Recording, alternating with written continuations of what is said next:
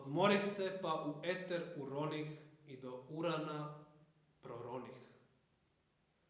Iz blata sudbine svoje isplivah, iz kaljuže, prevalih dugo vrijeme, ogroman put iza sebe ostavih. Osvrćem se da vidim što nekad bijah, da analiziram kako postadoh to što sada jesam. Kutevi se usana mojih objesiše lagano prema dole. Lice moje poprimiše tužan izraz, umoran, neispavan, jer htjedoh sve u isti čas, odmah sada ili odmah onda, bez odgode, bez otezanja.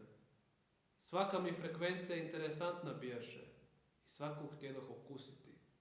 Iskusiti željeh vibraciju svakog okusa, mirisa, boje i zvuka, a i opipati druge oblike poželjeh mnogo puta do sada. Ne možeš uvijek dobiti sve, ili možda i možeš. Sve je uvijek svugdje i ništa nikad nigdje nije. Pa tako i dobih sve što zaželjeh, jer tko pita ne skita.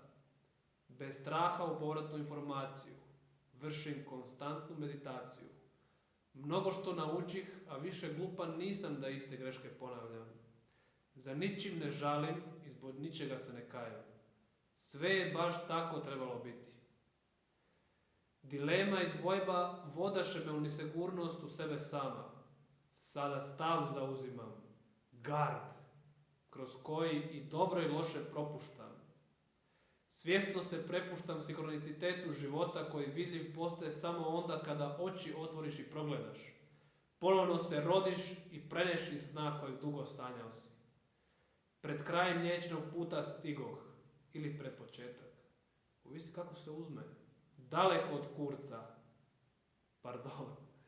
od sunca i njegove topline, ali još uvijek majčin džemper me grije.